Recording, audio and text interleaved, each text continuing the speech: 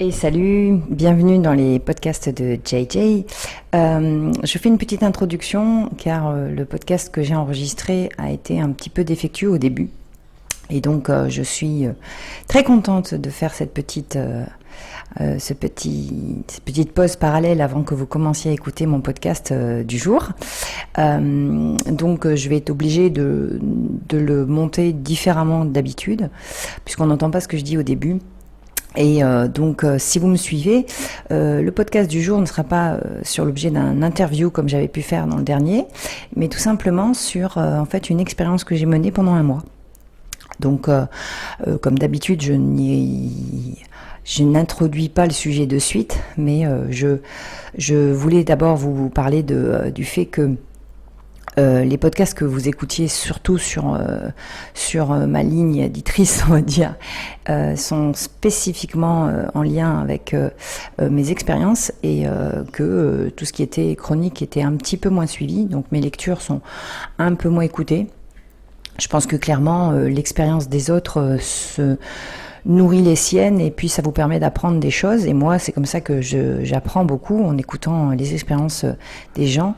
Et je vais en partager d'ailleurs dans ce podcast.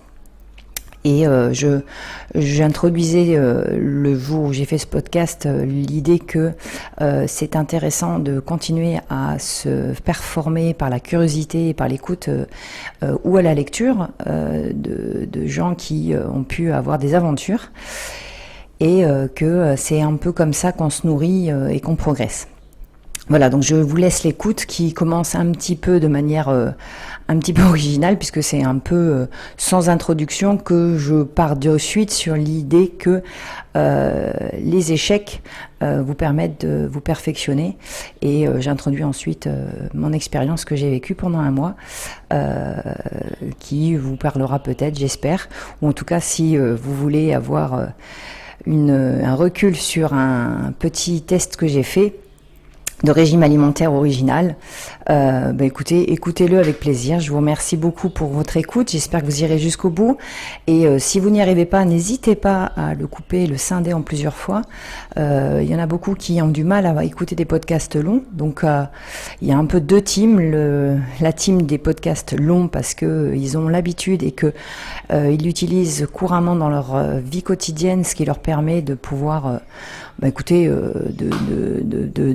d'introduire une curiosité, une soif de connaissance sans s'arrêter, sans avoir de la lecture à faire. D'autres sont très friands de podcasts courts, ce qui ne sera pas l'objet de mon podcast. Mais si vous aimez les podcasts et que vous voulez progresser en écouter des longs, faites-le de manière, on va dire, scindé dans la journée ou dans les jours qui suivent, ou intégrez-le éventuellement dans votre activité de ménage, de cuisine, d'endurance, de sport, de sortie ou même de course, parce que des fois c'est pas plus mal de s'isoler quand on fait les courses du monde qui nous entoure, parce que tout simplement on va être orienté sur des choses qui sont peut-être pas les bonnes, et puis la musique pas toujours je dirais même, elle est même à chier dans les magasins. Donc, profitez-en pour écouter des podcasts longs en plusieurs parties s'il faut. Voilà. Je vous laisse la belle écoute et désolé pour ce petit montage, on va dire foireux, mais c'est aussi de ces expériences qu'on se nourrit. Et je vais donc être obligée maintenant d'apprendre à mieux gérer le son de mon pauvre micro qui m'a été d'ailleurs gentiment prêté. Donc, je ne vais pas cracher dessus. Heureusement que je l'ai, sinon je ne pourrais pas partager avec vous tout le cœur et les paillettes que j'ai dans mon quotidien et pouvoir vous donner un petit peu de sourire. Allez, bonne écoute! Mais de ces erreurs, on apprend beaucoup de choses en fait. Et ça, c'est quelque chose que j'ai essentiellement retenu cette semaine. C'est que, en fait, j'ai eu une petite période où les échecs, et d'ailleurs, je pense que ce sera toujours un peu le cas. Je ne peux pas dire que j'ai changé de tout au tout, mais j'ai eu tendance à fuir un peu l'échec. Parce que pour moi c'est vraiment quelque chose de négatif et ça ne m'apportait pas du moins je le prenais pas comme quelque chose de positif, donc du coup je ne ressortais pas mieux des échecs que je faisais, mais plutôt encore plus bas, encore plus dans l'inconfort, et ça ça a toujours été un peu compliqué pour moi. Donc c'est vrai que C'est d'ailleurs un peu paradoxal, je dirais. Parce que je suis quelqu'un qui, au niveau du sport, quand je réussis pas quelque chose, je vais le refaire 20 fois, 10 000 fois, s'il faut, pour être sûr que ça puisse, que je puisse le réaliser, quoi. Et mais je me donne plus d'étapes, plus d'objectifs, voilà. Et j'ai écouté un podcast récemment sur quelqu'un qui avait donc commencé au début le sport avec du 5 km.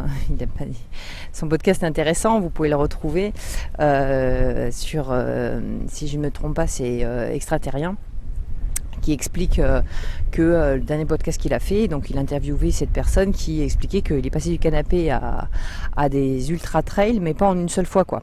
C'est-à-dire qu'il n'a pas commencé par faire des ultras, genre il n'a pas fait 1000 bornes en une journée, 1000 bornes en une semaine, du jour au lendemain, quoi. Donc c'est intéressant. Et pourquoi c'est intéressant au niveau de l'échec, c'est que il disait qu'en fait ce qui était intéressant, c'est de se dire voilà, je me donne un objectif vraiment énorme, important, et si je ne fais que la moitié ou les 3/4 de ce qui était prévu, c'est déjà plus que ce que je faisais avant. Donc exemple, vous dites voilà, moi je vais me mettre à courir 5 km, si vous passez de 0 à 4 km ou 2 km 5, c'est pas grave, vous faites 2 km 5 que vous en faisiez 0 avant. Et puis en plus, dans ces 2 ou 3 km, vous allez apprendre des choses sur vous. Vous allez apprendre comment vous réagissez, ce qui peut vous poser problème, ce qui vous a manqué sur le chemin. Voilà. Et donc peut-être vous perfectionner pour pouvoir passer aux 5 et 10 et 15 et 20 et bientôt 1000 km. Qui sait. Voilà. Et je fais souvent un parallèle avec le sport. Pourquoi ? Parce que je pense que c'est un monde, un univers qui vous permet, que ce soit individuel ou collectif, c'est un peu un bel exemple de la vie, en fait. Voilà. Quand on se met à faire un sport, quand on commence, c'est comme quand on commence une nouvelle action. C'est un nouveau challenge, et ça vous met dans des conditions dans lesquelles vous n'avez pas toujours connaissance de comment vous allez réagir, comment faire, et du coup, et si vous n'y arrivez pas, ou si vous ratez un petit peu votre expérience, c'est pas là où vous allez perdre un enjeu financier important, etc. Donc peut-être éventuellement l'orgueil, mais ça, l'orgueil, de toute façon, si elle est mal placée, automatiquement dans la vie ça vous pêchera, donc et ça peut aussi vous permettre de rebondir. Donc voilà, donc maintenant j'essaye de voir l'échec comme quelque chose de toujours positif et de me dire voilà, j'ai essayé, j'ai raté, mais par contre qu'est-ce que j'ai retenu de ça que je ne vais pas refaire. Voilà. Comme Monsieur Edison, qui a fait je ne sais combien de centaines de milliers de fois de tests pour arriver à faire la lumière, et en fait l'ampoule incandescente il a réussi au bout de je ne sais combien de fois, et en fait au définitive il a toujours dit c'est pas des échecs, c'est toutes les fois où j'ai pas réussi à faire la lumière, ou à faire briller ma lampe, c'est toutes les fois où j'ai su que c'était pas comme ça qu'il fallait le faire. Voilà. C'est pas de dire j'ai raté, c'est dire je sais comment ne pas le faire. Je sais que ça ne marche pas. Donc voilà, donc je peux barrer sur mon chemin de test que celui-là, ce test-là, il n'est pas bon et je ne vais pas le recommencer. Voilà. Et il n'y a que comme ça qu'on peut avancer, et je pense que c'est comme ça qu'on acquiert aussi énormément de confiance en soi aussi. Parce que y a un moment donné où ça va réussir. Il y a un moment donné où on va peut-être croiser les bonnes personnes, et c'est là où on se donne aussi des chances de réussite. Si on va à la salle tous les jours et qu'on court sur un tapis, qu'on n'y arrive pas, ou qu'on fait des mouvements qu'on n'y arrive pas, on va croiser des gens qui vont nous indiquer comment peut-être mieux le faire. On va peut-être être obligé d'aller sur des tutos, parce que je suis pas une pro d'internet, je suis pas une spécialiste du monde digital, mais il faut avouer qu'il y a une partie intéressante dans le sens où il y a de l'apprentissage. Il faut s'en servir dans ce sens-là. Et quand vous avez la possibilité de lire un bouquin ou de trouver sur internet des tutos, des idées, des choses comme ça, il faut s'en servir. Voilà. Après, le problème de YouTube, que je ne critique pas, mais c'est qu'il y a de tout et de rien, et qu'on peut avoir des informations qui sont très erronées. Et j'en ai fait les frais pendant des années où j'ai testé des choses qui m'étaient, ou même des grands principes qui sont voilà, c'est le lambda, tout le monde voit ça. Et en fait, quand tu fais des recherches un peu plus poussées, tu t'aperçois qu'en fait, y a peut-être 3 personnes qui disent le contraire, mais ces 3 personnes sont des personnes qui sont des vraies techniciennes et personne ne les écoute, quoi. Parce qu'il n'y a pas l'image, parce qu'il n'y a pas l'aspect paillette, ou alors la technicité est tellement importante que bon, pour la personne qui passe, elle prendra ce qu'il y a surface et elle prendra peut-être pas de recherche plus poussée, elle n'ira pas chercher plus loin.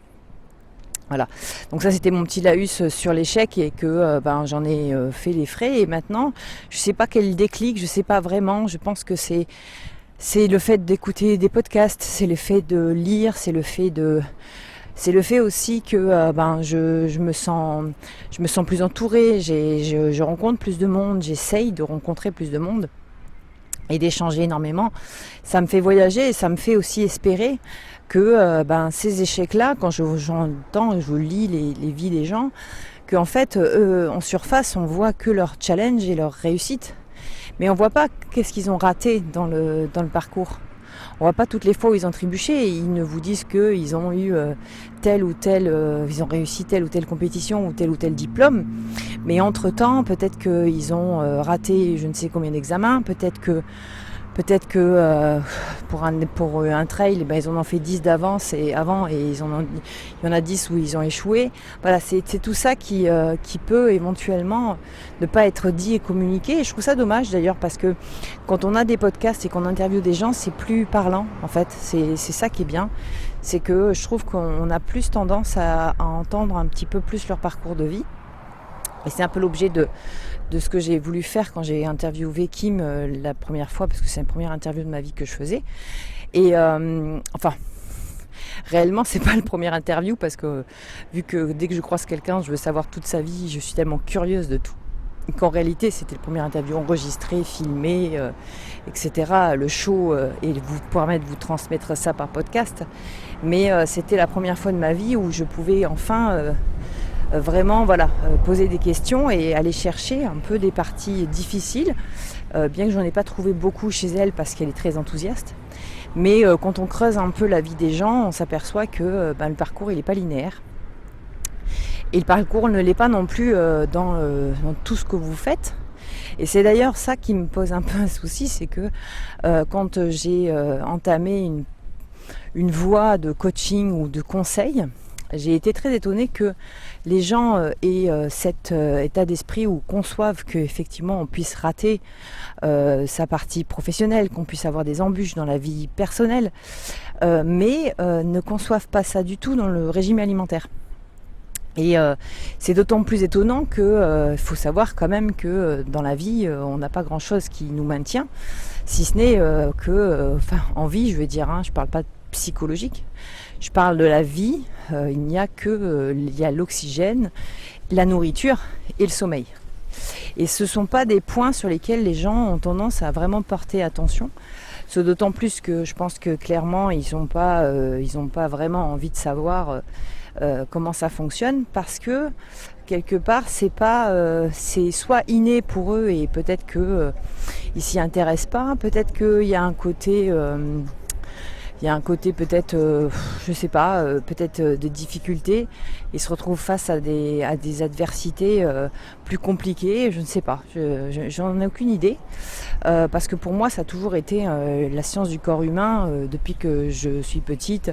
La nature, comment ça fonctionne, comment tout ça est régi, m'intéresse tellement de manière, je dirais, c'est tellement important pour moi, que la base soit acquise, soit comprise, que je ne comprends pas que les gens soient essentiellement concentrés. Alors c'est peut-être le côté humain qui nous différencie des animaux, peut-être que, et effectivement, maintenant que j'y réfléchis à voix haute, je me dis qu'effectivement on a ce plus de la réflexion, du sentiment, de tout ça, qui fait que du coup on est plus concentré sur comment réussir à tenir son couple en vie, comment avoir un job qui nous convienne, comment satisfaire son patron, je ne sais pas comment réparer une connerie qu'on a fait avec son meilleur ami. On est peut-être plus concentré sur l'aspect sentimental que l'aspect purement biologique. Et pour autant, la santé mentale dépend aussi de la santé du corps humain physique. Alors je pense que pour ceux qui me suivent, il y en a beaucoup d'entre vous, ça paraît tout à fait logique. Mais il faut savoir que ça ne l'est pas obligatoirement dans les gens que moi j'ai suivis pendant plusieurs mois. Et ça fait partie de mes échecs puisque j'ai pas réussi à continuer dans cette voie-là, tout simplement parce que en fait, pour moi c'était l'essentiel. Les gens qui venaient vers moi apprenaient des nouvelles choses, et pour moi c'était de transmettre en fait des choses qu'ils ne pouvaient ne pas avoir acquis pour les retranscrire dans leur vie au sens général. Alors que eux, c'était plus une vision de comment on fait, tu me dis, je fais, et puis comme il n'y avait pas de but, pas vraiment de logique, pas de responsabilisation de la chose, ils tenaient pas quoi.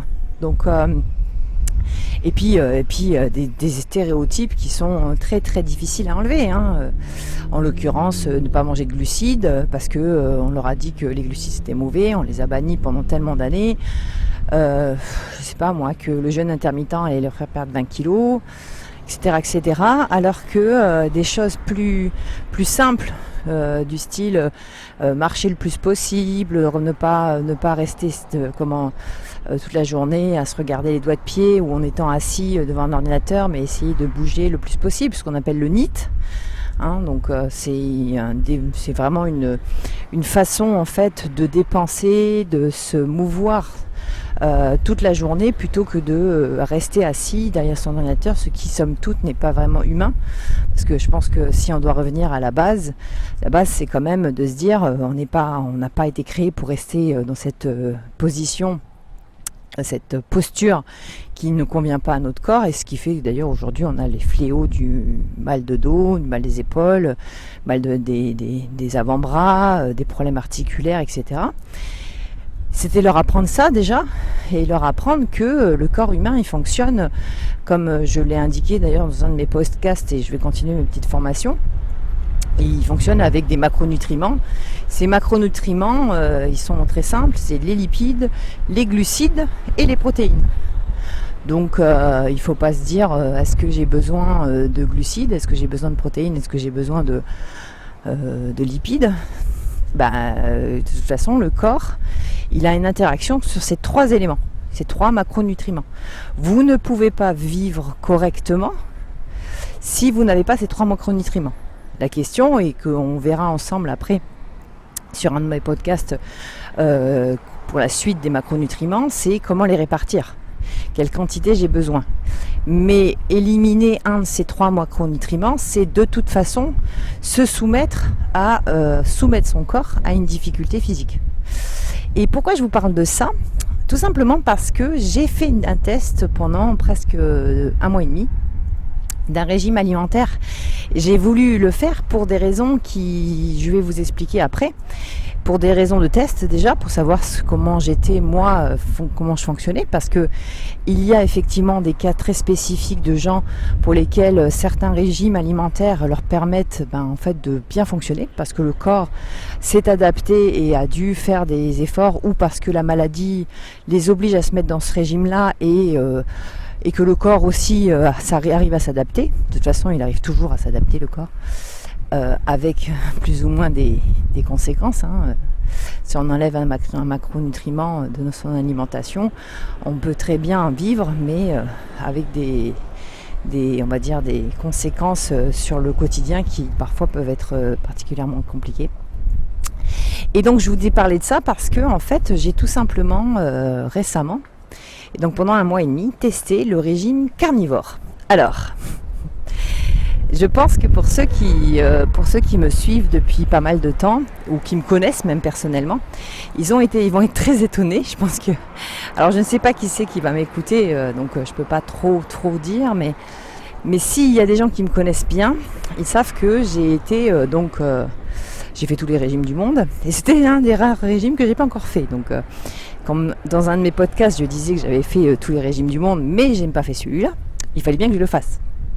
Donc dans les régimes que j'ai fait et que j'ai beaucoup fait perdurer, c'était celui en particulier du régime végétarien. que j'ai beaucoup utilisé, ou en tout cas j'intégrais énormément de protéines végétales sous forme exclusivement pratiquement de tofu, de tempeh ou de dérivés de soja, tout simplement parce que les autres protéines végétales qui sont principalement dans les légumineuses, je ne les digère pas. Alors après il y avait aussi toute la partie glucides du style je vais y arriver. Le quinoa par exemple, ce genre de choses que je digère bien, mais ça faisait un apport glucidique très important aussi pour arriver à compenser. Bon, bref, je vous passe les détails, mais j'ai transité complètement, puisque je venais encore d'être toujours dans un régime principalement végétarien, et je dis végétarien et pas végétalien, donc j'avais quand même encore des apports laitiers et des apports d'œufs. Je suis passée au régime carnivore. Alors, en quoi consiste ce magnifique régime ? Ce magnifique régime consiste à faire ce que je vous ai dit ne pas faire, c'est-à-dire de manger qu'un seul macronutriment principalement, puisqu'en fait, ou en tout cas 2, ça c'est sûr 2, mais on a un qui va disparaître, c'est de manger que de la viande. Alors la viande au sens général, on s'entend bien, parce que les gens, quand on parle de viande, ils voient que le bœuf, mais pas que de la viande rouge, de la viande blanche, des œufs, tout ce qui peut être produit laitier très très faible en sucre, donc on va être plutôt sur du fromage, donc ce qui va vous apporter quand même énormément de lipides, et puis on va avoir toute la partie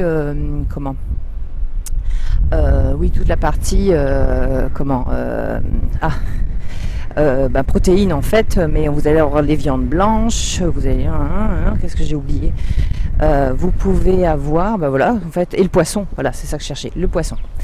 Donc des poissons gras essentiellement, mais bon, de toute façon dans la viande et dans les produits carnés, vous avez quand même très très peu de glucides. Dans les fromages, surtout s'ils sont à pâte dure, précision en fait que plus évidemment la matière est sèche, moins il y a de sucre, parce que le lactose n'existe plus. Et donc donc j'ai testé ce régime carnivore qui pendant près d'un mois et demi, mais qui du coup va mettre de côté complètement les glucides. Voilà. Donc ça a été un sacré cheval de bataille, parce que je me retrouvais en fait sans glucides. Voilà. Donc c'est vrai que pour le coup c'était assez perturbant, parce que en fait moi je suis quelqu'un qui est sportive. Alors c'est vrai que ça s'apparente énormément du coup au régime qu'on dit cétogène, dans lesquels sur le principe, l'absence de glucides ne va pas empêcher votre corps de vivre, donc il n'y a plus pratiquement pas de sucre, et on devrait, de par l'existence des lipides en masse, puisque en fait vous allez avoir plus de gras, certainement plus de bonne qualité, puisqu'elle provient d'un monde animal et c'est pas des produits transformés. Je ne rajoutais pas d'huile, je rajoutais pas de beurre, puisque tout ça c'était déjà, on va dire, des matières grasses excessives, alors que dans le fromage, dans la viande rouge, dans le poisson gras, j'avais largement de quoi faire. Donc je ne rajoutais pas de lipides, mais par contre, n'ayant pas de glucides, le corps, lui, qui est fait pour vivre en partie avec ces 3 macronutriments, et les glucides c'est son chouchou dont il a besoin pour pouvoir vivre, n'en ayant pas, il arrive quand même à en produire pour vous permettre d'être on va dire en forme, et de ne pas avoir de difficulté à transiter sans glucides, d'un régime classique à un régime sans glucides. Et je suis désolée, je marche dehors et je m'aperçois qu'en dimanche après-midi, il y a quand même beaucoup de monde et que ça fait un bruit monstre, donc j'espère que l'écoute ne sera pas trop désagréable. Mais bon, si vous me suivez, ne me lâchez pas. Le régime carnivore, donc c'est ça, et en fait il y a quand même un côté très cétogène, mais je pense que ce qui est quand même important, c'est la quantité de protéines. Alors il faut savoir quand même que clairement le corps humain a besoin, en tout cas pour la base, d'un certain nombre de protéines. Alors il y a toute une méthode il y a toutes des recherches là-dessus, mais ça sachez juste que les protéines, si vous pouvez rester sur un grammage entre 1,2 à 2 maxi grammes par poids de corps, donc en gros vous prenez votre poids, vous multipliez par 1,6, comme ça vous fera à peu près la moyenne, vous aurez le nombre de grammes de protéines qu'il vous faut par jour. Et alors je ne parle pas des gens qui ont des excès de poids, je ne parle pas des gens qui sont très sportifs, pas sportifs du tout, enfin voilà, mais je vous donne juste une moyenne, on verra ça dans une formation spécifique. Donc ce régime-là est quand même très protéiné, parce que malgré le fait que je puisse manger de la viande, quelle que soit la viande que je mangeais, et qu'elle était plus ou moins grasse, on n'arrivait pas à des taux lipidiques énormes qui viennent remplacer totalement la partie glucidique. Je pense à mon sens que sur ce point, j'ai peut-être pas été assez assidue, mais bon, j'ai quand même déjà intégré énormément de produits gras que je ne mangeais plus du tout, comme le fromage par exemple. Ou alors je mangeais de la viande rouge que je mangeais plus du tout. Enfin voilà quoi. Donc c'est vrai que pour le coup c'était une sacrée expérience pour moi. Alors ça ne m'a pas posé de problème pour la simple et bonne raison, c'est que les raisons éthiques pour lesquelles je me suis mis au végétarisme n'étaient pas en contradiction avec le fait que j'ai mangé que exclusivement de la viande bio locale. Donc j'ai pas... Et puis surtout de la viande qui était élevée dans des conditions qui étaient toujours très bonnes. Le poulet était toujours de très belle qualité. Ce qui, somme toute, a évidemment contribué au fait que financièrement c'est quand même relativement cher. Donc je vous avoue quand même que j'ai aussi beaucoup apprécié les œufs bio, parce que les œufs bio, même s'ils sont un peu plus chers que des œufs qui ne le sont pas, ça reste quand même un produit qui est relativement accessible d'un point de vue financier. Et donc du coup voilà, donc j'ai fait cette expérience du régime carnivore. Et je savais, parce que j'avais déjà fait le régime cétogène, que l'absence de glucides allait certainement être un peu une difficulté. Il y a une période dans laquelle vous allez passer qui est compliquée.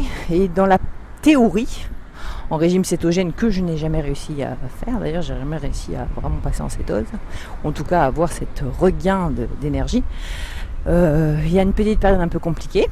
Et après, votre corps devrait être une machine à brûler, puisqu'il utilise les lipides comme source d'énergie, et donc du coup le gras. Bon, bref, mais c'était pas trop l'objet du régime cétogène, c'était de savoir si je pouvais manger déjà que protéiné, et je m'étais rajouté une petite difficulté que j'ai conservée pour l'instant parce que je me sens bien comme ça. C'était de ne manger qu'une fois par jour, parce que en fait j'étais dans une sorte de jeûne intermittent très long, et je m'apercevais qu'entre le premier et le deuxième repas il n'y avait que quelques heures, donc autant que j'en fasse qu'un seul. En plus ça m'arrange bien pratique, c'est bien pratique pour moi, mais ça ajoute aussi la difficulté physique de tenir. Mais en fait, en mangeant énormément de protéines, et c'est en ça que je voudrais que vous soyez attentifs, c'est qu'en mangeant beaucoup de protéines et de gras, j'avais pas faim. Alors ça par contre, ça a été la première expérience entre guillemets positive, c'est que je ne mangeais pas très gras avant, je mangeais très peu de protéines animales, donc je me suis retrouvée avec une satiété assez élevée. Donc j'étais très rapidement rassasiée, ou en tout cas quand j'avais fini mes repas, même si j'avais peut-être un peu trop mangé au début, parce que c'est vrai qu'on n'a pas les pâtes, le riz, le pain, on n'a pas de légumes. Alors ça, moi qui mangeais 1000 légumes par jour, c'était impressionnant.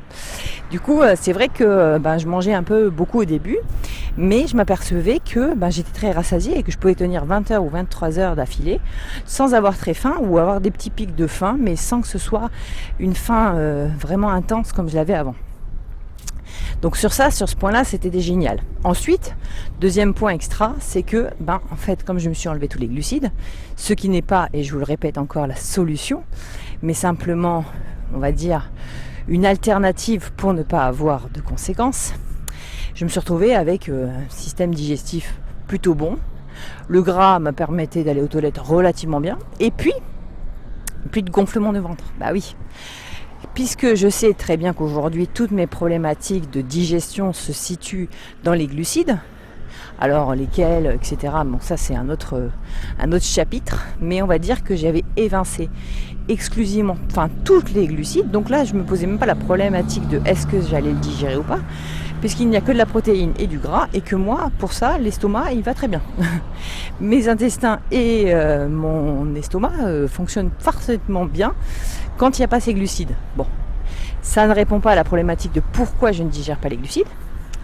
Et ça, je l'entends bien parce que j'ai suivi pas mal de podcasts, dont ceux des podcasts comme d'ailleurs des interviews que je vous invite fortement et vraiment à suivre.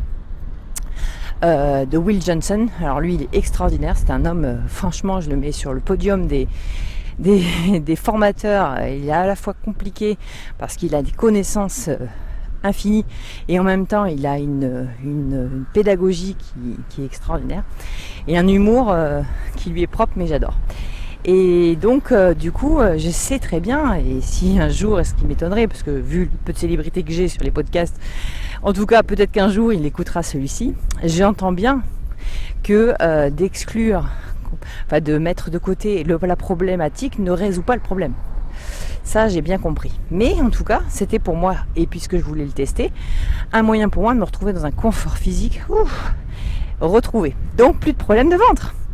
Donc, pas faim particulièrement, ce qui était un peu problématique parce que moi je mangeais par petite quantité, donc j'avais faim, donc je mangeais souvent, il fallait que je m'arrête, c'était chiant, je mettais mes gamelles avec moi quand j'étais en déplacement, même si je pourrais certainement le refaire, c'est une logistique que j'ai fait pendant des années, donc franchement faites-le si ça vous permet d'avoir un régime alimentaire correct, faites-le, mangez sainement et mangez ce que vous avez dans votre assiette chez vous pour le rétribuer dans des petites gamelles le lendemain midi, c'est très bien. Mais moi là comme ça me permettait d'être vraiment bien. Et puis alors en fin de journée, ventre plat, super top, super bien. Bon, ça c'était pour l'aspect positif. L'aspect un peu plus négatif, ça a été évidemment la sensation physique. C'est-à-dire que, outre le fait que, si on passe les détails de la difficulté d'un confort physique que j'avais au niveau du ventre que je n'avais plus, ma problématique, c'est que, je vous explique, c'est que moi, qu'est-ce que je fais comme sport ? Je fais pas du sport, je fais la vie. C'est-à-dire que le matin, je vais courir. Si j'ai envie de faire la course et du vélo, je fais la course et du vélo. Si j'ai envie de faire du vélo plus de la natation, je fais la nage. Je me réserve une sorte, pas d'obligation, parce que c'en est une dans le sens où au niveau pratique c'est chiant, mais je me réserve de la musculation, ou en tout cas beaucoup d'exercices musculaires, parce que ça me permet de maintenir ma masse musculaire, et puis ça me permet aussi de ne pas faire trop d'endurance et de cardio, et de retrouver aussi des sensations physiques. Je peux avoir à faire des watts, des crosses, etc. Que ce soit avec des poids ou soit faire des élastiques ou juste en faisant des mouvements très répétés, qui soient cardio ou juste mobilité. Et donc j'en fais tous les jours, mais pas dans la totalité. Il y a des jours où je vais faire que du cardio, il y a des jours où je vais faire de l'endurance limitée, et puis l'après-midi, le soir, je vais aller à la salle. Des fois... en plus dans la journée, il y a des jours dans la semaine où je vais travailler en vélo, d'autres je vais aller à pied, Donc moi je bouge beaucoup, en plus j'ai intégré complètement le NEAT, ce qui a été une vraie belle découverte dans ma vie, parce que je me sens beaucoup mieux. Mais à partir du moment où j'ai fait ce régime, alors là, la cata. Donc le lendemain, en allant courir, j'étais extrêmement fatiguée. Mon corps avait dû travailler aussi sur un nouveau régime, donc c'était un peu compliqué. Et je savais que, en l'absence de glucides, ça allait être un peu dur pendant quelques jours. Comme j'avais pas faim, au moins je tenais sans souci. Après, il y avait cette sensation aussi que comme je n'avais pas faim, en fin de journée, je commençais à être bien dans mon corps, dans ma tête. Je me sentais légère, j'avais même cette espèce d'euphorie dans le sens où je me sentais apaisée, ce qui n'est pas le cas quand on a mangé toute la journée, qu'on a eu une journée compliquée. Le soir, je trouve que le stress est plus important. Mais bon, ça c'est mon expérience personnelle, donc chacun vit comme il veut et comme il peut, et chacun a des corps et des réactions différentes. Mais bon, pour ce point-là, en tout cas, je peux vous assurer que vous vous sentez dans une sorte de sensation légère et vous êtes bien. Mais alors par contre, en endurance, impossible. J'avais aucune énergie, mais alors aucune. Donc j'ai laissé la semaine passer. Ensuite, la semaine d'après, je me suis dit, c'est pas normal. Et au niveau de la muscu, puisque je la faisais principalement en fin d'après-midi, fin de journée, du coup, je sais pas si c'était un regain d'énergie ou le fait que j'ai de toute façon au moins l'aspect protéines et lipides, ça m'a pas posé trop de difficultés. J'ai perdu en force, ça je l'ai remarqué, mais par contre, j'avais quand même cette motivation, j'avais ce mindset d'y arriver, je faisais mes exercices avec un petit peu moins de poids lourd, mais faut dire que j'étais tellement fatiguée du fait d'avoir été courir le matin sans glucides que je pense que c'est plus ça qui était problématique. J'ai pas fait le test, ce qui est dommage de faire de la muscu dès le matin. Mais en tout cas, ce que je peux vous assurer, et je pense que du coup on pourra donner enfin raison à tous ces chercheurs qui passent des années, voire des mois, des années, ouais, toute une vie à vous dire que les glucides c'est la vie, enfin c'est la vie, c'est en tout cas le carburant du corps humain. Eh bien je vous le confirme. Alors, deux poids deux mesures. Peut-être que, et c'est vrai, que ce régime cétogène ou ce régime hyperprotéiné sans glucides, carnivore, pourrait fonctionner de manière relativement correcte auprès de gens qui font des exercices de force physique pour lesquels ils auraient peut-être moins besoin de glucides, mais de sucre, je parle de glucides, parce que les exercices sont peut-être moins endurants. Après, moi, la problématique que j'ai, c'est que quand je faisais mon endurance, c'était la première heure qui était compliquée. Parce qu'en fait, si je restais plus d'une heure, après ça allait. Tout roulait, la vie était belle. Je commençais à repartir sur un autre schéma d'oxygénation. Et donc, du coup, mon corps commençait vraiment à utiliser, je pense, l'aspect lipidique pour pouvoir s'oxygéner. Et donc, c'était vrai que je pense que c'était le côté diesel, quoi. En muscu, j'ai eu moins ça, mais c'est vrai qu'en même temps, je ne suis pas quelqu'un qui fait de la force élevée. Donc je pense que si on devait faire l'expérience à quelqu'un qui fait de la force, il serait peut-être embêté. Voilà. Mais en tout cas, ça a été important. Je me suis sentie extrêmement fatiguée. Mais j'ai tenu le coup. Parce que pour la simple et bonne raison, c'est que j'avais décidé de faire l'expérience. Et puis surtout, ça me mettait dans un confort physique où j'ai plus de problème de ventre. Alors là, je vais vous dire, quand on a passé, je sais plus combien de dizaines d'années comme moi, à souffrir de ce mal au quotidien et qu'on se lève enfin les matins sans avoir mal au ventre. À la fin de la journée, on est plate comme une limande et qu'on n'a même plus de difficulté pour aller aux toilettes. Qu'à aucun moment on se retrouve ballonné, qu'on n'a pas mal, qu'on n'a pas de... Quand la souffrance physique s'en va, on se redit mais le jour où je vais me remettre à une cuillère de je sais pas moi, un fruit dans la bouche ou ne serait-ce qu'un légume, je vais exploser. Donc c'est un travers parce que quelque part ça vous empêche de revenir dans une situation classique. Alors est-ce que ce régime est vraiment associable ? Réellement non. Ce qu'il est plus, c'est que je jeûne toute la journée, donc évidemment si je suis invitée à midi, ça c'est compliqué, donc c'est pas vraiment le régime en lui-même. Et si j'avais dû ou je devais manger dehors, au restaurant, à la limite, même si vous mettez quand même le riz, vous ne mangez pas. Voilà. Et c'est vrai que vous n'avez pas de dessert, mais si vous prenez une entrée très protéinée, des œufs maillots par exemple, j'en sais rien, et que après vous mangez, vous demandez, il y a des restaurants où ils font vraiment facilement maintenant, c'est devenir complètement fou, des parts de viande qui sont extrêmement énormes. Vous pouvez même demander un tartare de bœuf plus un tartare de thon. Enfin voilà. C'est vrai que par contre c'est assez coûteux parce que la protéine coûte très cher. Mais je pense qu'à table, personne ne vous dirait rien si vous avez envie de manger 2 tartares et des œufs maillots à l'entrée.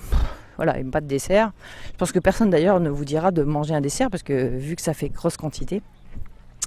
Voilà, donc je pense pas que ce soit extrêmement associable. Vous mettez de côté vos légumes et personne ne vous dira rien parce que c'est la mode de ne pas manger de légumes vu que personne n'en fait vraiment, parce que moi par contre qui était une vraie végétarienne, je peux vous dire que pour demander des légumes chez les gens c'est compliqué.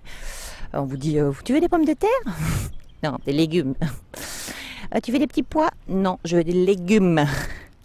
Il y a une petite salade verte avec une grosse vinaigrette en dessert avec le fromage. Oui, je voudrais la salade verte maintenant.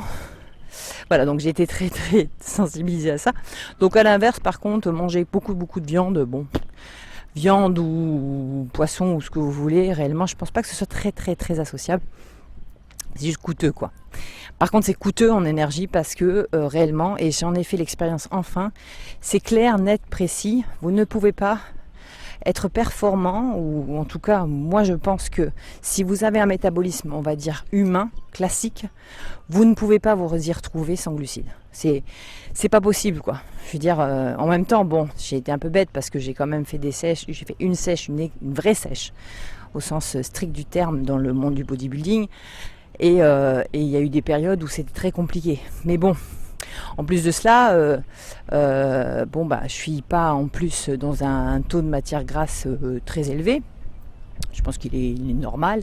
Et donc, du coup, c'est vrai que j'ai pas des réserves extraordinaires qui me permettent éventuellement de passer, qui auraient permis à mon corps de pouvoir peut-être puiser là-dedans. Ce qui peut-être pourrait être le cas sur des gens qui auraient besoin de perdre du poids. C'est vrai que peut-être que ça pourrait être une solution. Par contre, qu'on soit bien clair, ces gens-là n'auraient pas moins de difficultés à vivre avec ce régime. Ça leur ferait perdre du poids, ça c'est sûr, donc ça réglerait une problématique qu'ils ont. Mais ce qui est sûr et certain, c'est que ça ne va pas leur donner une énergie, parce que le corps, lui, il fonctionne toujours avec les macronutriments classiques dont je vous ai parlé au début. Donc on ne va pas essayer d'inventer. Alors il y a des gens, effectivement, alors je fais une petite parenthèse là-dessus, j'ai été un peu intriguée. Il faudrait que je fasse des recherches là-dessus. Si vous en avez, écoutez, je vous invite à venir me contacter en message privé ou même faire des commentaires où vous voulez. Moi, je suis quand même dispo sur Facebook, sur Insta, ou sur LinkedIn. J'ai entendu un podcast alors il n'est pas récent du tout, mais récemment, moi, j'ai entendu le podcast de Rudy Koya qui explique bien le régime cétogène et qui a fait une petite... un petit constat en étant coach comme il l'est depuis des années.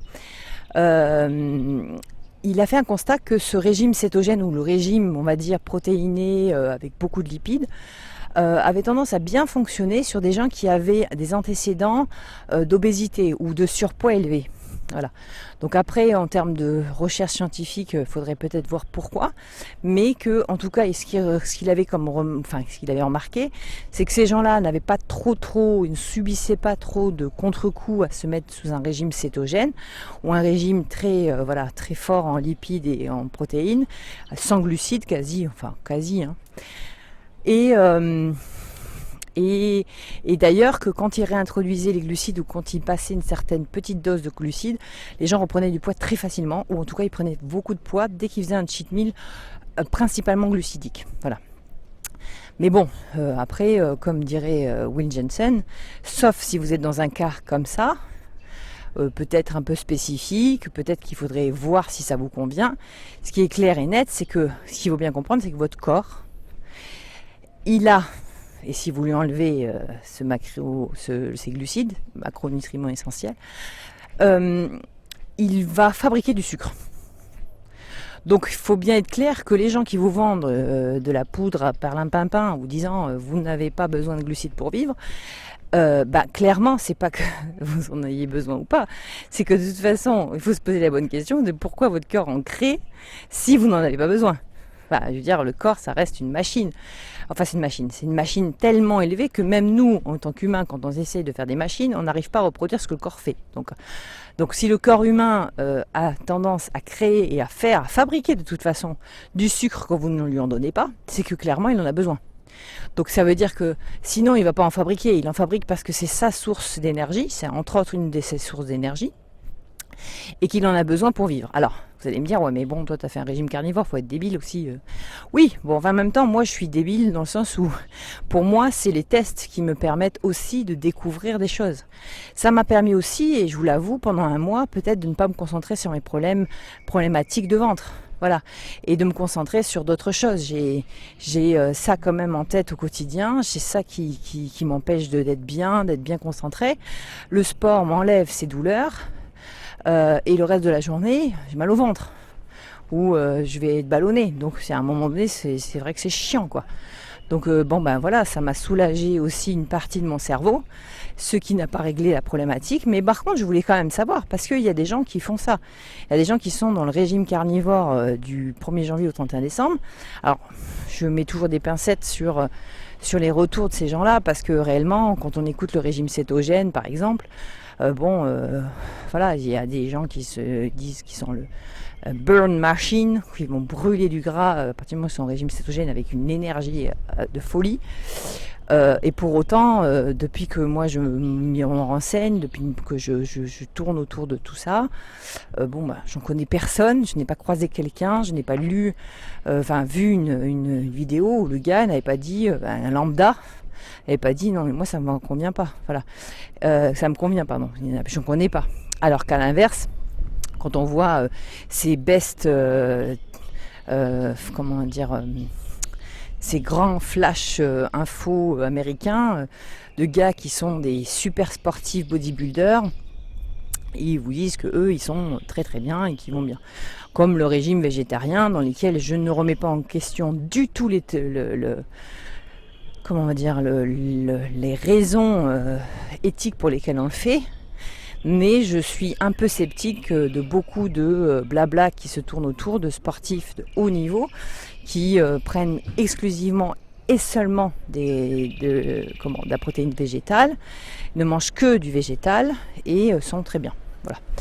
Donc je pense que l'un ou l'autre n'est absolument pas possible parce qu'on est de toute façon fait, en tout cas aujourd'hui scientifiquement, qu'on veuille ou pas faire une approche préhistorique dans laquelle on mangeait plus des légumes et puis après on a mangé plus de la viande, enfin ce que vous voulez.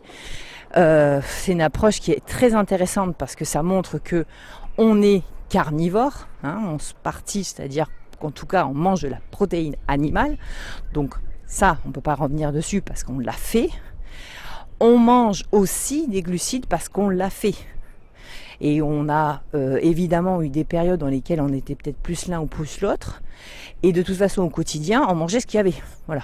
Donc on s'est certainement nourri aussi de racines, ce qui ne veut pas dire qu'on est des insectes. Qu'on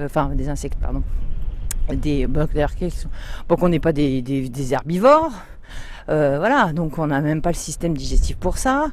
On n'est pas...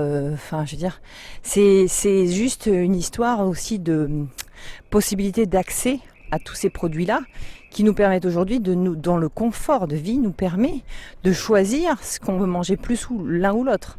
À l'époque, on mangeait ce qu'il y avait. Donc il est évident que... Alors, je dis de la viande animale, ça peut être du poisson. Pour ceux qui avaient accès que à la mer et qui n'avaient pas un bœuf sur l'île, et encore aujourd'hui ils font avec le poisson. Et je ne pense pas qu'ils soient en mauvaise santé, ce d'autant que d'ailleurs dans les zones bleues dont je parle dans un de mes podcasts, sont des gens qui ont justement accès souvent à des produits, de la mer, et ils vont très très bien. Ils sont même en meilleure santé que nous. Bon.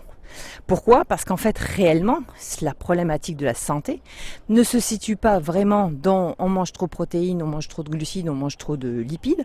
On mange surtout trop transformé. On mange trop de produits pour lesquels c'est pas la base. Voilà. Pour lesquels on peut mettre au micro-ondes et c'est cuit, c'est fait, quoi. Et ça, c'est déjà un vrai problème. Voilà. Donc mon expérience de régime carnivore, elle était surtout se dire, voilà, j'ai fait le régime végétarien, de toute façon il ne me convient pas, parce que clairement, ça m'empêche totalement de pouvoir avoir accès à être bien dans mon ventre et à avoir accès à une masse musculaire suffisante. Ça, je le savais bien. J'ai essayé d'autres régimes qui ne m'ont pas convenu, mais toujours dans une démarche d'expérience et puis peut-être aussi de régler d'autres sources de difficultés que j'ai. Et du coup, ça m'a bien aidé, en tout cas au quotidien, dans ma vie professionnelle et de confort intestinal, c'était parfait. D'un point de vue purement sportif, ou de gens qui ont une activité, et je vous invite à en avoir une démarche d'activité régulière, et c'est pas que d'être sportif, parce que le problème c'est qu'aujourd'hui, quand on marche 1 heure par jour, on est sportif, alors que c'est pas le cas. En fait, marcher, c'est normal, quoi. C'est du sport, ça, je l'en sens bien, parce que c'est une dépense énergétique, puis si on veut rester que sur cette définition-là. Mais au-delà de ça, je pense surtout que c'est juste une vie normale, quoi. Donc, si vous êtes quelqu'un qui avait une vie normale, qui marchait, qui bougeait, qui sortait, ou en tout cas, et qui en plus, pour plus, pratique un sport, je vous le dis tout de suite, vous pouvez tester le régime carnivore. Mais si vous le faites d'un point de vue purement stricto sensu, sans glucides, sans sucre, sans légumes, vous allez être dans le caca. Ou en tout cas, j'ai peut-être pas bien pratiqué le régime, peut-être qu'il m'aurait fallu plus d'un mois, mais bon, j'estime que quand on teste quelque chose, si au bout d'un mois on n'a même pas des bénéfices, tout ce qui arrive, bon, clairement, mon corps n'est pas... Alors mon corps, il est très très bien adapté à manger du gras et de la protéine, parce que clairement, ça ne m'a pas empêché de vivre et ça m'a permis aussi de tenir longtemps. J'ai pas pris de poids, j'ai pas perdu de poids, j'étais peut-être plus sèche. Ouais, c'est vrai qu'à un moment donné, je me retrouvais très très sèche parce que j'avais pas cet apport de glucides et les glucides apportent de l'eau aussi. Donc c'est vrai qu'on a un aspect un petit peu plus flotteux avec les glucides, mais cet aspect flotteux vous permet aussi d'avoir une meilleure harmonie physique. C'est-à-dire que là, depuis que j'ai repris les glucides, sous toutes ses formes, mais toujours en faisant attention pour pas que j'ai mal. Ces glucides m'emportent un peu plus d'eau, je le vois sous-cutané. Par contre, j'ai plus de forme au niveau des muscles et j'ai plus la forme aussi en général. C'est-à-dire qu'un soir, j'ai dit bon allez, maintenant j'arrête. J'ai mangé du pain, j'ai mangé des fruits, j'ai mangé voilà, bon bref, tout en ayant quand même un peu, on va dire. Ouais, je continue à manger pas mal de protéines quand même. Mais alors le lendemain, la course a été extraordinaire. J'ai fait un parcours de course génial. Attendez, je dis bonjour à un chien. Bonjour le toutou. Excellent. Et donc du coup, j'ai donc été en forme, mais alors un truc épique quoi. Alors conclusion de tout ça, c'est que là je partage encore avec vous un délire que j'ai fait. Je sais pas si ça vous plaît pas, mais bon, moi ça me plaît de vous en parler parce que je pense que tout le monde n'a pas fait ce régime. Après j'en suis un que je connais très très bien, Nomad Slim, qui fait ce régime carnivore depuis pas mal de temps. Donc si un jour il écoute ce podcast, peut-être qu'il a des techniques appropriées, peut-être que lui il a mieux réussi que moi. Je sais pas comment il fait, mais moi je n'y arrive pas. Et donc peut-être que mon corps n'était pas encore adapté à manger beaucoup de protéines, je sais pas, ou de la protéine animale. Enfin, en même temps, avant d'être végétarienne, j'ai pensé quand même pas mal d'années à manger de la protéine animale, je sais pas. Bref, en tout cas, il faudra qu'il m'explique. Mais bon, je lui desserre en tout cas la palme d'or parce qu'il y arrive. Et surtout, c'est un homme extraordinaire avec, comme moi, des expériences de vie qui sont complètement barzingues.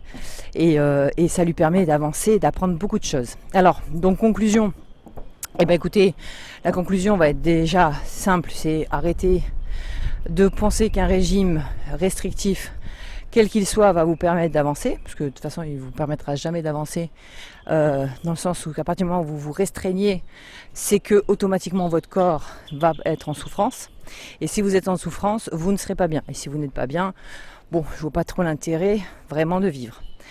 Le régime, c'est aussi effectivement dans des situations dans lesquelles vous voulez faire une perte de poids, peut-être une obligation par laquelle vous allez devoir passer, mais ça ne doit jamais être quelque chose qui va vous mettre dans une telle souffrance au point que ce soit psychique ou physique, vous vous désociabilisez ou vous soyez dans un TCA, plus manger rien du tout qui relèverait du sucre, ou vous mettre à bouffer en boulimie, ce qui est normal de manière compulsive et en cachette des produits, ou alors vous donnez des cheat meals une fois par semaine, ce qui somme toute revient au fait de ne pas être en régime, parce qu'en fait quand on fait un cheat, si le cheat est vraiment excessif, et encore ça va très vite, surtout si c'est des produits industriels de merde, vous allez vous retrouver avec une balance énergétique à la semaine qui va être équivalente à ce que vous aviez avant, donc réellement ça sert à rien.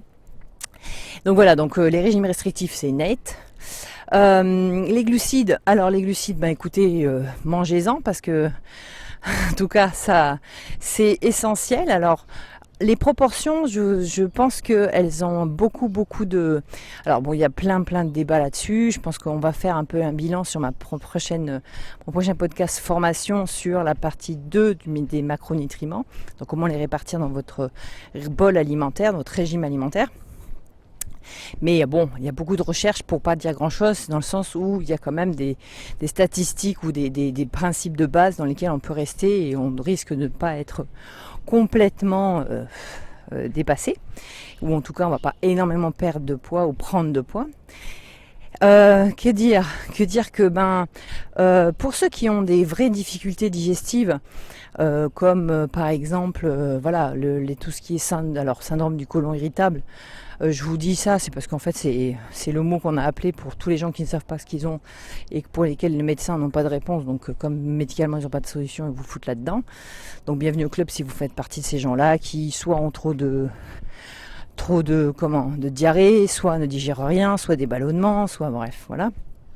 Au quotidien, en mangeant même de la salade verte parfois. Donc voilà, si vous faites partie de ces gens-là, vous savez que vous avez cette alternative qui peut vous soulager tant qu'on n'a pas vraiment trouvé une solution, qui peut être très bien placée plusieurs fois par semaine si vous n'avez pas une activité énorme le lendemain. Donc moi je vous invite éventuellement, si vous le voulez, pouvoir peut-être ne pas manger du tout de glucides sur un repas la veille au soir, parce que le lendemain vous savez que...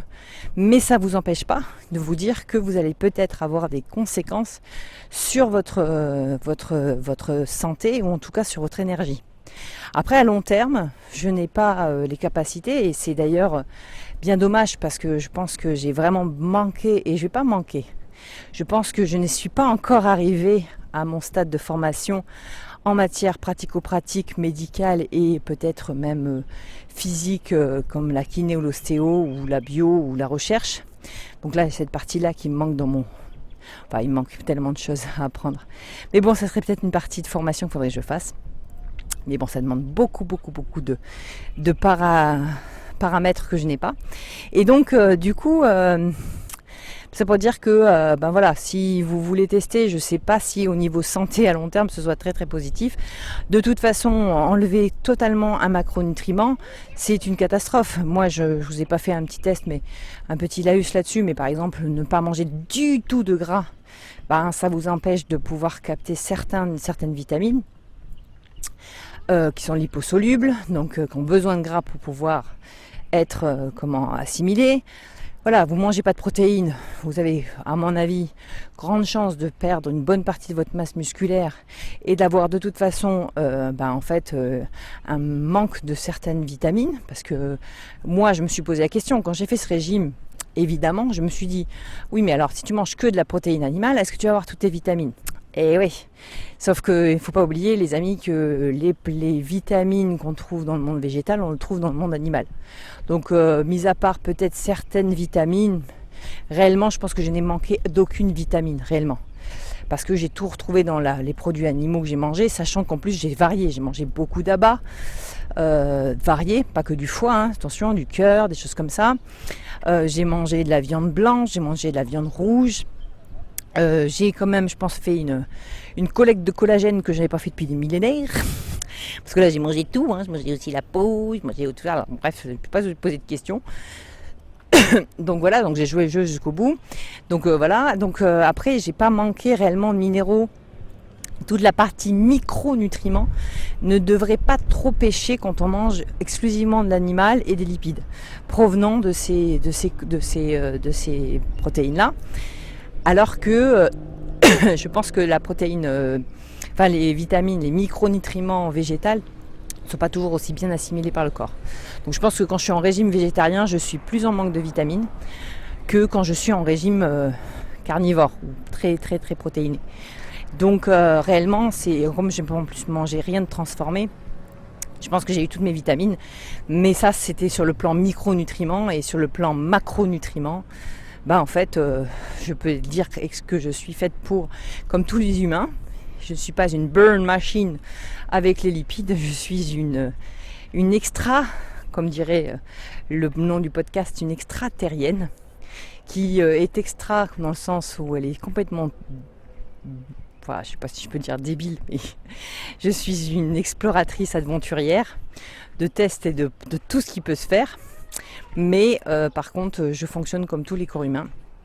J'ai besoin de sucre pour vivre. Et là, on ne parle pas de quel type de sucre, que ce soit de l'amidon ou du fructose. On s'en fout, c'est pareil. Je pense que j'aurais pas mangé de pain avec des fruits, mais j'aurais mangé que des fruits la veille. J'aurais gazé le lendemain comme prévu en réintroduisant tous mes glucides dans mon régime. Voilà, bah écoutez, ça a été mon expérience. Je savais pas trop si j'allais vous parler exclusivement de ça sur le podcast aujourd'hui. J'avais peut-être d'autres idées. Je suis partie un peu à droite à gauche sur plusieurs choses. J'avoue que j'ai plein de choses qui me viennent à l'esprit quand j'en parle. J'aurais besoin de vous parler de tout ce que j'ai entendu cette semaine. À retenir le NEAT pour l'activité au quotidien, et ça c'est hyper important. Faites-le. Alors je sais que beaucoup d'entre vous vont pas comprendre vraiment comment l'intégrer dans votre vie. Ben, c'est simple. Vous n'allez pas vous asseoir dans votre canapé quand vous rentrez le soir, mais prenez le temps peut-être de rester debout pour faire le ménage un petit peu, pour faire votre machine. Mettez-vous dans des positions, des postures un peu plus complexes comme la quadrupédie ou en tout cas en squat quand vous parlez avec vos enfants. Allez marcher après manger de temps en temps avec eux, ça fait du bien. Si c'est les vacances, profitez-en de le faire. Le soir, c'est toujours un côté un petit peu amusant. Et pour vous, si vous êtes seul dans la vie ou sans enfant, en tout cas, c'est hyper agréable pour la digestion. Allez en vélo au boulot si vous pouvez. Voilà. Même si c'est pas tous les jours, c'est un petit peu tous les jours. Travailler debout. Et moi, je sais qu'on me dit souvent, mais moi, j'ai pas un poste debout. Oui, mais bon. Écoutez, mettez votre clavier en hauteur et avec votre écran en hauteur. Maintenant, on a beaucoup de PC qui s'adaptent. Ça vous permettra d'être vraiment dans des positions debout de temps en temps. Levez-vous toutes les demi-heures pour aller marcher. Faites de la mobilité le matin. Trouvez des solutions, je ne sais pas lesquelles, qui vous plaisent. Éclatez-vous. Marchez beaucoup dans votre maison. Si vous êtes confiné, c'est pas grave. Marchez dans les escaliers, allez voir votre voisin, revenez. Restez le plus possible dans des postures qui vous permettent d'être normal, parce que dites-vous bien encore une fois qu'à part être couché pour dormir et debout, les restes des positions ne sont pas des positions, en tout cas assises, n'est pas celles pour lesquelles votre corps est fait, et ça va vous permettre de beaucoup plus augmenter votre dépense énergétique. Si à côté vous avez un régime alimentaire qui n'est pas exclusif comme j'ai pu le faire, mais qui est normal, et avec mes petites formations, je suis sûre que vous allez voir, votre vie va changer. Vous ne manquerez ni de vitamines ni de minéraux, et si c'est le cas, pensez quand même à vous supplémenter de manière intelligente. Voilà, je vous souhaite une belle après-midi, une belle soirée, une belle matinée, quel que soit le moment où vous écoutez votre podcast. N'hésitez pas à me laisser un petit commentaire, un 5 étoiles sur Nos Minutes, parce que c'est ma plateforme d'écoute que j'adore et c'est celle-là dans laquelle j'aimerais que on se retrouve le plus possible. Sinon sur Spotify, je vais ouvrir enfin à Apple Podcast, même si je suis pas très Apple, mais pas parce que j'aime pas, mais parce que j'y suis pas, tout simplement. Donc je vais m'y mettre. Je vais essayer d'étendre à d'autres plateformes d'écoute, sinon YouTube, si vous avez eu le courage d'écouter malgré le fait qu'il n'y ait pas d'image.